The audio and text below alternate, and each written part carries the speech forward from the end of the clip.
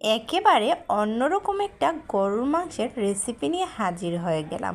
খুবই সুস্বাদু, রান্না করা কিন্তু একেবারে সোজা। তার জন্য আমার লাগবে একটা মশলা। তার জন্য নিয়েছি শাহি জিরা, লবঙ্গ, গোলমরিচ, দারচিনি, এলাচ, জয়ফল, জত্রি পরিমাণ মতো নিয়ে আমি শিলপাটাতে বেটে নিয়েছি।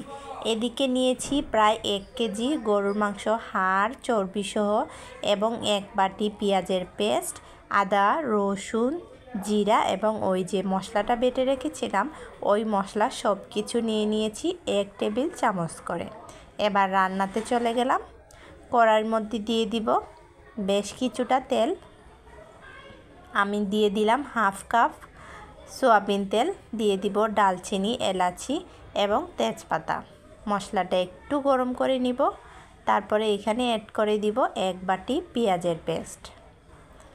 তো মশলাটা হচ্ছে আমি দিয়ে দিব আদা, দিয়ে দিব রসুন, জিরা এবং আমি সব ধরনের গরম মশলা যে বেটে রেখেছিলাম ওইটাও ঢেলে দিব। দিয়ে হচ্ছে মশলার সাথে একটু নেড়েচেড়ে মিশিয়ে নিব। আর হচ্ছে এই সময় বেশি জাল দিবেন না, না হলে কিন্তু মশলাটা পুড়ে যাবে। তো আমি আস্তে আস্তে সুন্দর করে মশলাটা কষাতে থাকুক। এবার দিয়ে দিলাম লবণ, মরিচ, ধনিয়া এবং তারপরে অ্যাড করে দিব হচ্ছে গিয়ে হলুদের গুঁড়া। তো আমি নেড়ে চেড়ে হলুদের গুঁড়াটা মিশিয়ে দিলাম, দিয়ে সুন্দর করে মশলাটা এবার কষানোর পালা। মশলাটা কিন্তু যত কষানো হবে তত টেস্টি হবে। তো হচ্ছে চুলার আগুন একেবারে কমে গেছে। যারা ঢাকা শহরে থাকেন তারা তো জানেনই গ্যাসের অবস্থা খুবই খারাপ। তো এবার ইন্ডাকশানে এনে বসিয়ে দিলাম, যেহেতু রান্না করতে হবে। মশলাটা যদি সুন্দর করে কষানো না হয় তরকারিটাও কিন্তু ভালো হবে না। আমার এদিকে দেখুন মশলাটা কি সুন্দর কষানো হয়ে তেলটা উপরে এসেছে। আমি কিন্তু অতিরিক্ত তেল দেইনি, কারণ যেহেতু এখানে মাংসের মধ্যে চর্বি, মাংস, হাড্ডি সব মিলে, তো এটার মধ্যে অতিরিক্ত তেল দেওয়ার কোনো দরকার নেই। তো আমি মাংসটা ছেড়ে দিলাম, দিয়ে সুন্দর করে মাংসর সাথে মশলাটা মিশিয়ে নিব। আমি কিন্তু আর কোনো পানি দিব না। এখন মশলাটা সুন্দর করে কষাতে থাকবো নেড়ে চেড়ে। এবার ঢেকে দিলাম 5 মিনিটের মতো। 5 মিনিট পর আবার একটু নেড়ে দিব।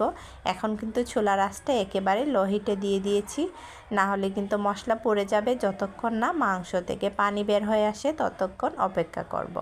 তো সব সময় সাধারণত আমরা হচ্ছে গিয়ে মাখিয়ে রান্না করি। এইভাবে রান্না করলে মশলাটি একটা সুঘ্রাণ, রান্না করলেই বুঝতে পারবেন। আর এখানে কোনো বাদাম বাটা, সস কোনো কিছু আমি ব্যবহার করিনি। খুবই বাঙালি রেসিপি, খেতে কিন্তু খুবই সুস্বাদু। এটা আমার মায়ের রেসিপি। আমার আম্মা এরকমই পেঁয়াজ বেটে রান্না করেন, অনেক মজা হয়।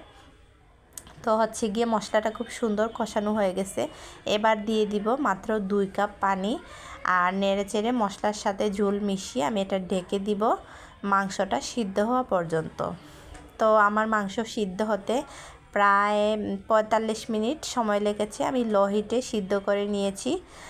আপনারা আধা ঘন্টার ভিতরেও নামিয়ে নিতে পারেন। আমার চুলার আগুনটা একটু কম ছিল এই জন্য।